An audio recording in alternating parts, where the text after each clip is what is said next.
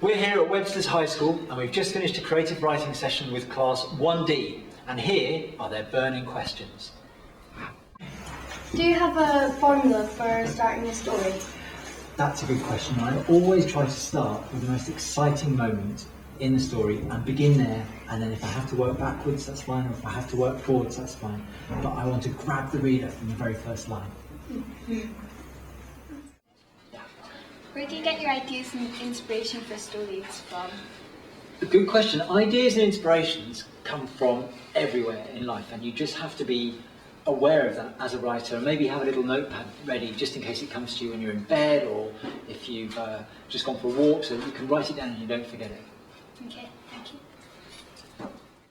How do you work out an ending for your stories? Endings for stories can be quite difficult. Often you know the ending before you've even begun, and sometimes you could begin without any idea where it's going to go and just hope that you get there in the end.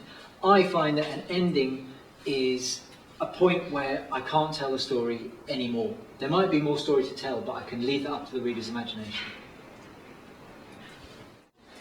Do you base your stories on real life? Do I base my stories on real life?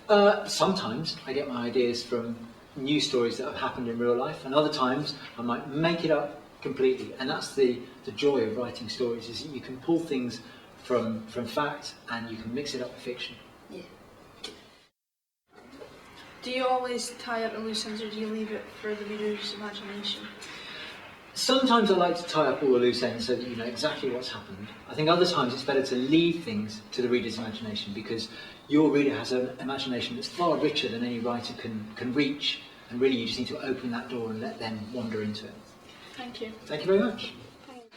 What books would you recommend reading? What books would I recommend reading? I would recommend that you read absolutely anything you can lay your hands on. And it can be books, it could be magazines, it can be playing video games, watching films, because there's stories in everything that you interact with. And it's, as a writer, if you can be aware of that story and how it's told, it can only help improve your storytelling.